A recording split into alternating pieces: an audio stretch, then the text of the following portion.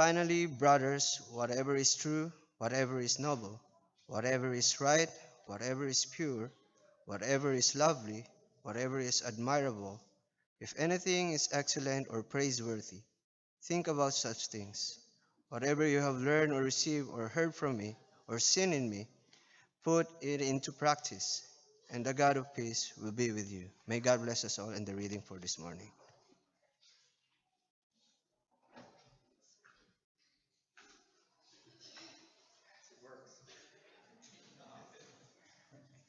Good morning.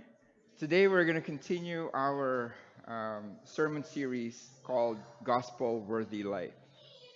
And we know that we got this particular term, this title, in Philippians 1:27. It says, whatever happens, conduct yourselves in a manner worthy of the gospel of Christ. Right off the bat, you see gospel worthy right there, right? Life comes from this particular term, conduct yourselves, and then also in a manner worthy. We talked about that last week. Last week, the Apostle Paul's message to us, God's message to us, is to conduct ourselves as good citizens, because that was the original in the Greek, as good citizens. Not so much so just of Canada or wherever citizenship you have, but something that's higher than that. Citizen of heaven, as a citizen of heaven as we live here on earth. And Paul enjoined that to become a manner worthy of the gospel of Christ. So it's all heavenly and spiritual in nature. But what I want to do today, this morning, is to talk about, probably for me at least, the hardest or the most difficult part of this admonition right here. And it's this term, whatever happens. We need to conduct ourselves in a manner worthy of the gospel of Christ all the time, it seems, whatever happens. How do we do that? How is that possible? You know, the Apostle Paul, as we have been in this series for this long, since the beginning of the month, have given us admonition on how to do this. He's given us encouragement on how to do this throughout the book of Philippians. And in the first week of September, our brother Wayne talked to us about the first one in Philippians 4, chapter 4. Rejoice in the Lord always. That's one way we can do that, right? I remember the sermon was about shaping ourselves, or being shaped with joy, right? That's what Wayne's message to us about on September 1. And then the week after that, Brother Vince talked to us about Philippians 4, verse 6. Don't be anxious about anything. And this verse continues. Instead of being anxious, we need to change our anxiety into prayer. Prayer that will enable the peace of God to come to us, that transcends all understanding. But this morning, we are going to focus on the two verses that was just read here. Philippians 4, 8 and 9. In Philippians chapter 4, verse 8, we read this. And it gives us an insight on how we can live gospel-worthy lives, whatever happens. Okay? Finally, brothers and sisters, whatever is true, whatever is noble, whatever is right, whatever is pure, whatever is lovely, whatever is admirable, if anything is excellent or praiseworthy, think about such things. Look at the underlined words. Is any of those negative? Is any of those something that will cause you to hang your head in shame or make you feel, desperate or in despair? It's all positive things in there, right? And Paul says, all these positive things, think about such things. Whatever there is something that's positive, think about such things. So one way in which we can live gospel-worthy lives, no matter what, is to think positively, right? But you're probably thinking, well, that's well and good, Jay. It's easy to say. Maybe we give us an example, right? It's interesting because in Philippians 4, verse 9, Paul says, whatever you have learned or received or heard from me or seen in me, put it into practice, and the God of peace will be with you.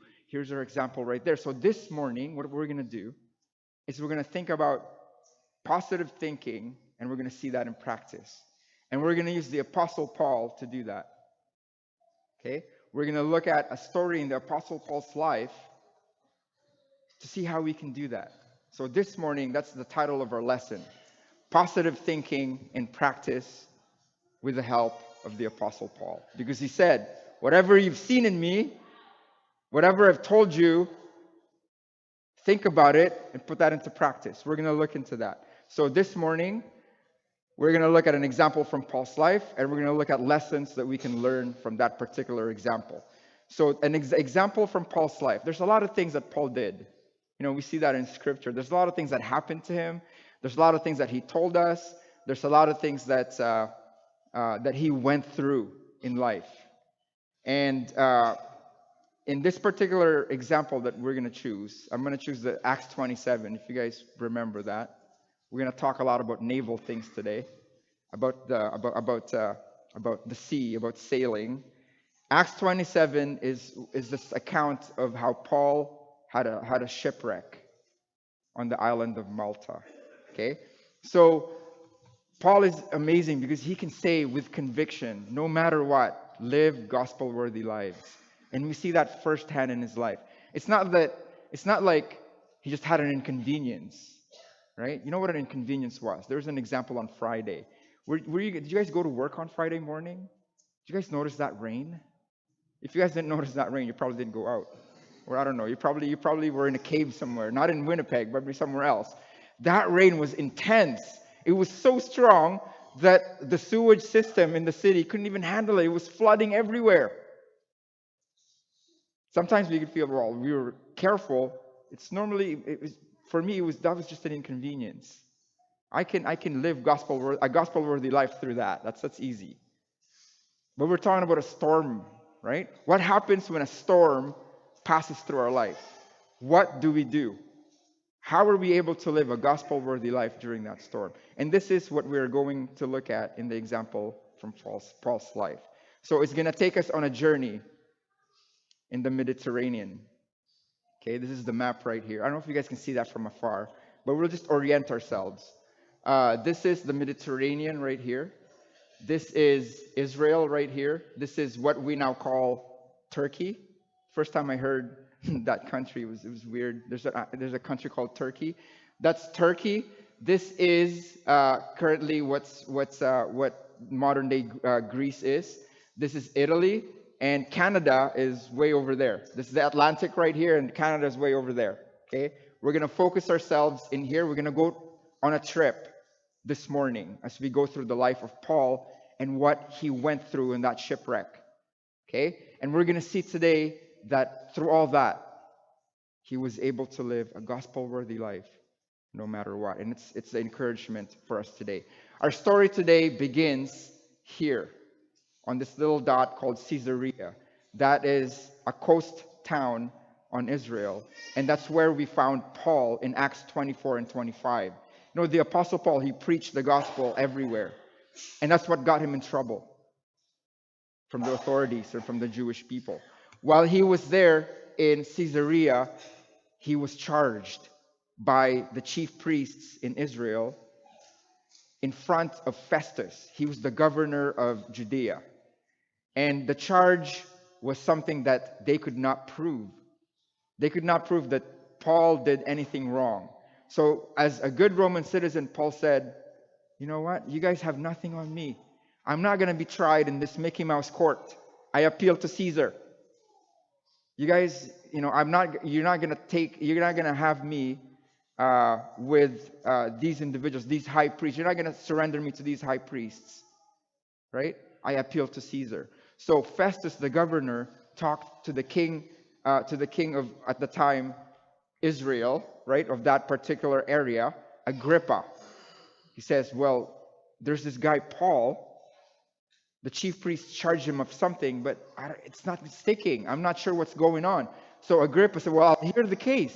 So Paul told Agrippa this, the king of the area, and he came to the conclusion that you can't be charged with anything. In fact, at the end of chapter 26, Here's what Agrippa said to Festus. This man could have been set free if he had not appealed to Caesar.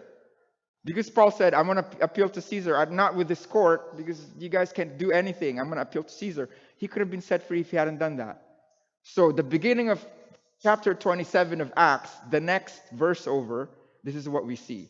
When it was decided that we would sail for Italy, Paul and some other prisoners were handed over to a centurion named Julius, who belonged to the imperial regiment. So they're going to go to Italy.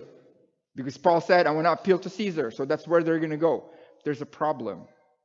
He's going to go there as a prisoner. See, back then, it's different. You were guilty until you were able to prove you're not. He's there with chains on with the other prisoners. And there's this guy. There's a centurion. There's like a marshal. It's like a movie. Do you guys remember that? Have you guys seen movies where there's an airplane and there's an air marshal and he's transporting prisoners? People didn't know who the prisoners were. It's like that, except this is in a boat.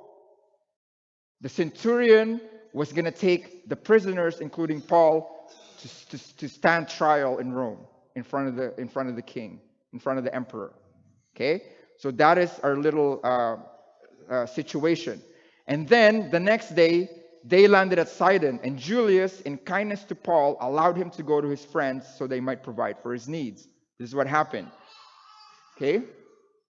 From Caesarea, right here, they went to Sidon, right there. Sidon currently, as it stands, is in this country called Lebanon. So they went there by boat.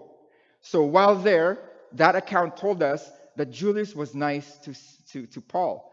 He says, okay, go to your friends and get the stuff that you need. Back then, the prison system is way different than our prison system here.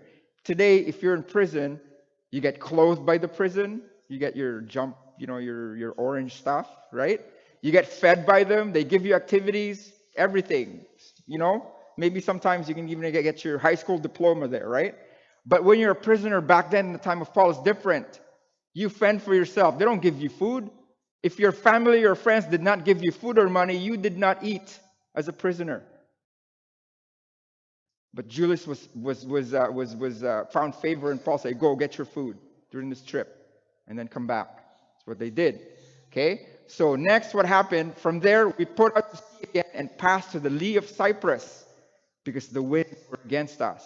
Now here's where all this naval stuff is going to come, and I love this because it takes us to the Mediterranean Sea. I was in the Navy before, and I love this stuff, right? So they were here, and they're going to go here, right, in Italy. So if you're on a boat, what would you do to get from here to there? How are you going to get there? Exactly that way, right? You want to go from here, and you're going to travel like that. But back then, that was impossible. Because back then, the ships that they had were not the ships that we have today, right? This, although it looks small here, they're huge, especially when the predominant winds are going this way all the time. They're blowing that way. If you go straight that way, you're going to be against the wind. On a sailboat, that's not really very easy to do. So you have to go on the lee of some islands. On the lee of Cyprus means on the protection of Cyprus. This is Cyprus right here. So on the lee of Cyprus is right there. So you don't go that way. You go to the protection of Cyprus on this side. That's what they did. And then after that, when we had sailed across the open sea, this open sea right by Cyprus, off the coast of Cilicia and Pamphylia, we landed at Myra in Lycia. This is all these names, but it's good. Today we get to see that on a map, and it should stick. The next time you see this, you'll have a picture in your mind. So they are there.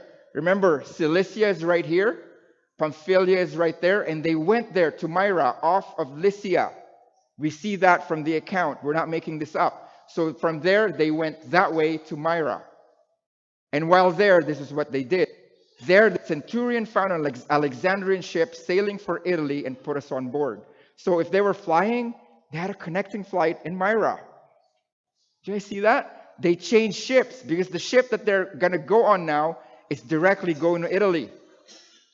As a centurion, he had that power. By the name of the emperor, of Caesar, I have these prisoners with me. I'm going to commandeer the ship, and we're going to go to Italy with you. That's what he did. We made slow headway for many days and had difficulty arriving off Cnidus. Okay? So on the map, this is where they went. I don't know if you guys can see that there, but that's Cnidus right there. That's where they went.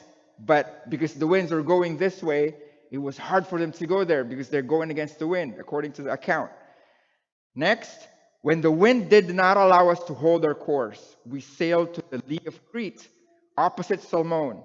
We moved along the coast with difficulty and came to a place called Fair Havens, near the town of Lasea. Okay, so here's where we are.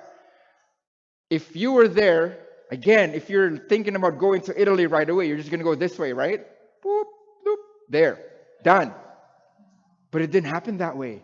According to the account, it was so difficult to go that way because the winds were going against them.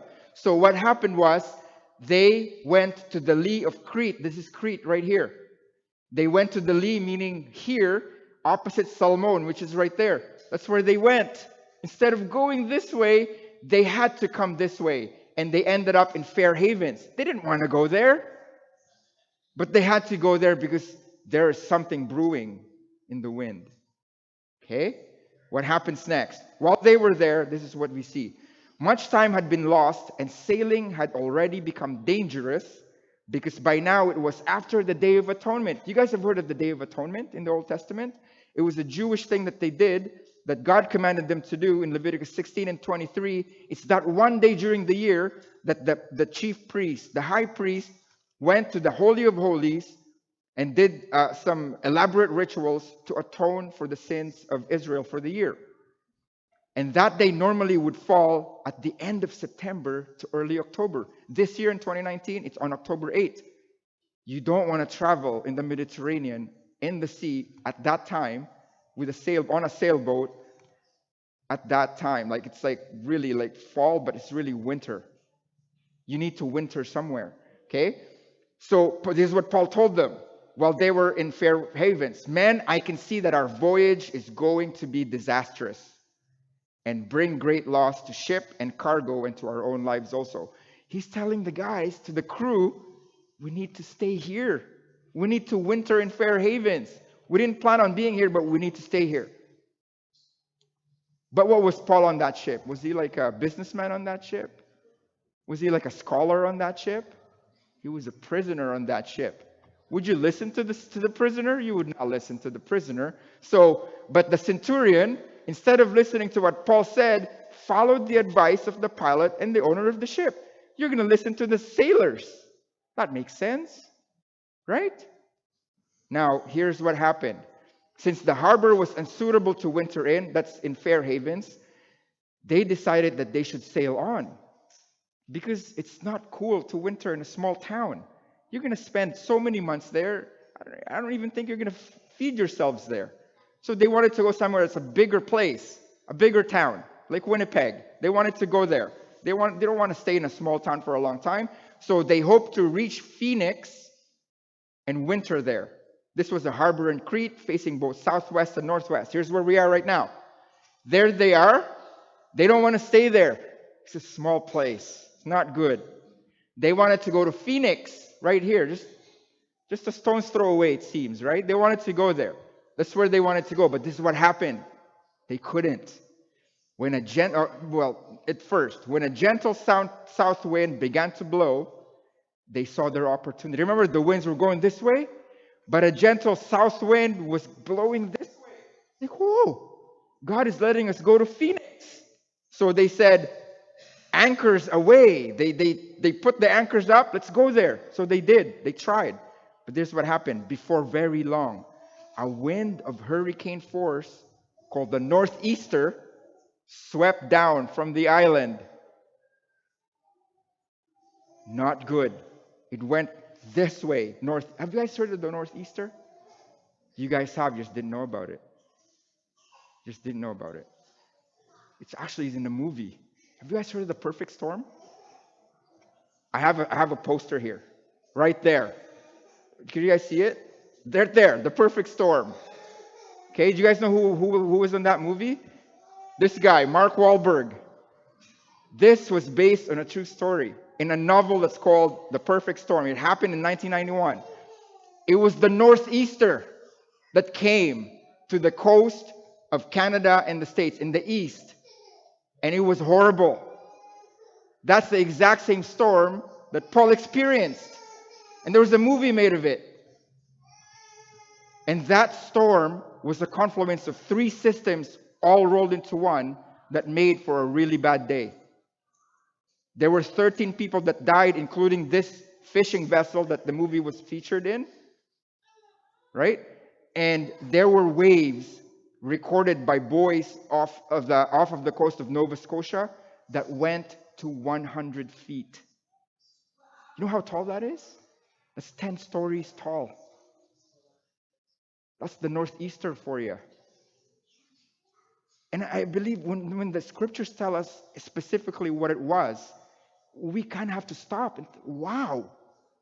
The northeaster? Paul experienced a northeaster?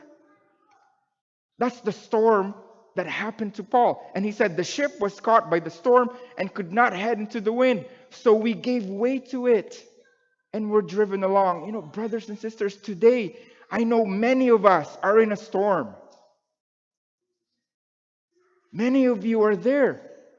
But you know, so see what Paul did? We gave way to it. The first thing that we need to do is just let's take that on. Let's give way to that storm. You know what James says? Count it all joy when we fall into various types of trials. Endure that trial, because when we endure it, that is when it's going to cause us to persevere. And it's going to make us mature. That's what happened to Paul. He let it go. Come. If you're going to come, if you must come, come, storm. Come to me. Whatever happens. That's what Paul did. And it's an example to us. We passed to the lee of a small island called Cauda. This is what happened next. They wanted to go there, but they couldn't. It seems like a short hop to that little place, but they couldn't because of the strong winds. Instead of going this way to Italy, they went to the lee of Cauda right there. They went that way. They couldn't go. Sometimes we are in a place in our lives that we want to do something. We know where we want to go. We know what we want to do, but we can't. It is horrible. We can't. It keeps on getting us into a different course. But then, no matter what, we need to live lives that are gospel worthy. Okay? Next. Then they passed ropes under the ship itself to hold it together. I love this account. It was so bad. It's not only that they're lost, but they don't know what's going on. They're being tossed to and fro by the wind. They had to enforce their boat because it was breaking apart. Can you imagine that? It's a perfect storm, isn't it? Sometimes in our lives it's like that. It's not just one problem that we have two or three or four, and it just doesn't stop. And it doesn't stop there with these guys because they were afraid they would run aground on the sandbars of Syrtis. They lowered the sea anchor and let the ship be driven along. It's not only enough that they're being tossed to and fro, but their ship was going to break. They were going to run aground here on the Syrtis sands. That place, I don't know. I think it's still even up to now. It's a boat. It's a shipyard. It's a graveyard for ships that are dead. Off of what is currently is Libya. That's Cyrene. There is Simon of Cyrene. That's where he's from, Libya. Okay. They didn't want to go there. Okay. They didn't want to run aground. So what happened? We took such a violent battering from the storm that the next day they began to throw the cargo overboard. Not only the cargo, they also threw the ship's tackle overboard. You know what the ship's cargo and tackle are? The cargo is your luggage. The tackle is the ship's furniture, the tables, the desks, the chairs, the spoons, the forks, your cooking utensils, your pots and pans. They threw it out on overboard. And sometimes in life, when we are in the storm, that is the effect that God wants us to have. He wants us to strip ourselves with things that we don't need. We think we need, we don't. This is how God shapes us. This is how God shaped this crew.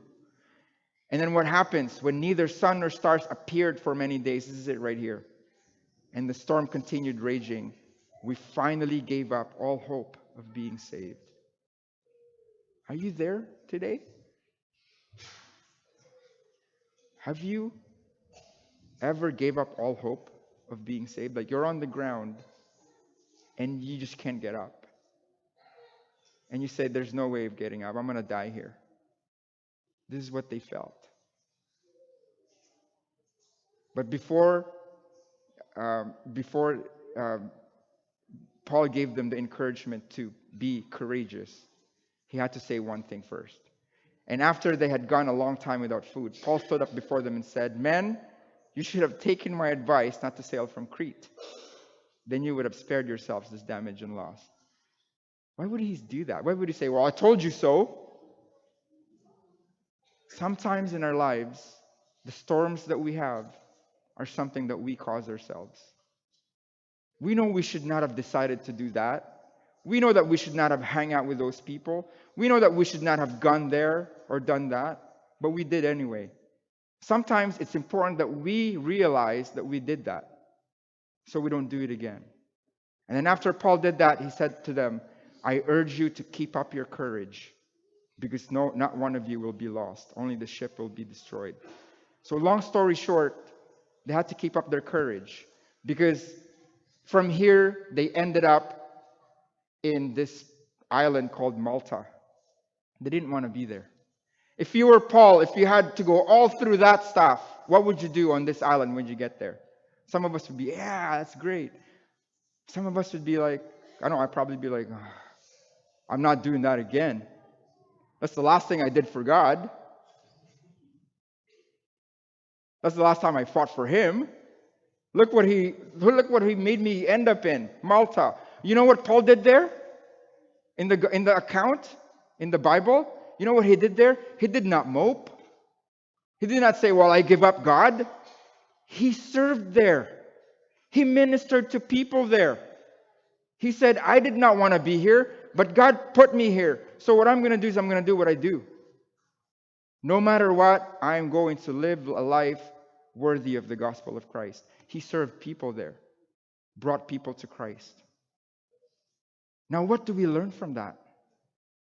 You know, the Apostle Paul had so many things that he could say to you and me and to the people that he lived with around him at the time as reasons why he should hang his head in shame, hang his head in depression, or think of negative things. There's so many things that happened to him in this account alone.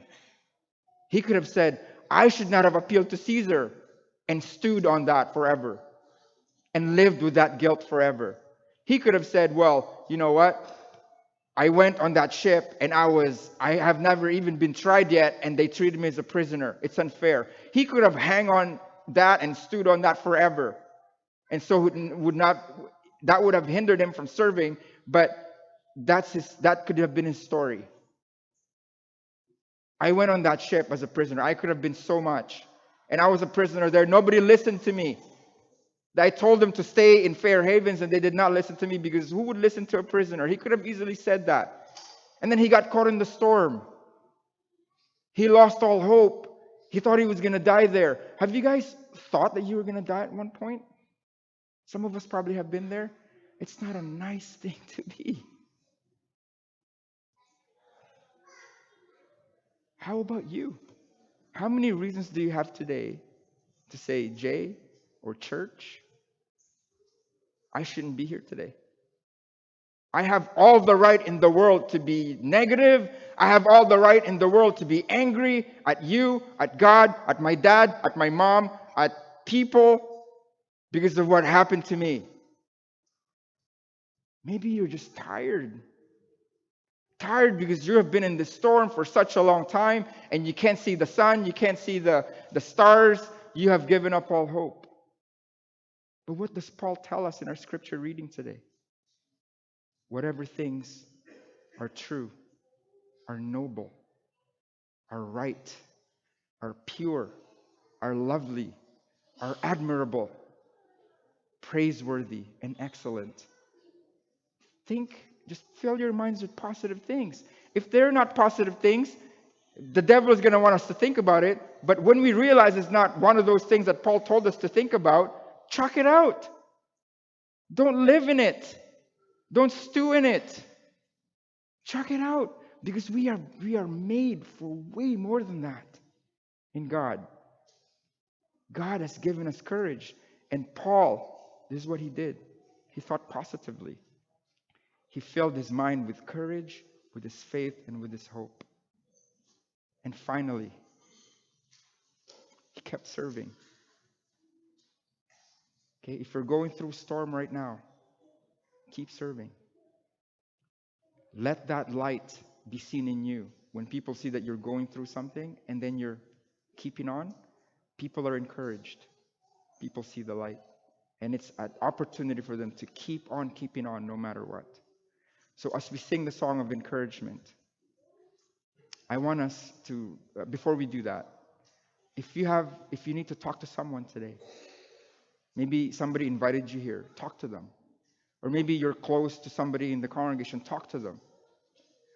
Or you can talk to me after this, or any of the elders, or any of the deacons.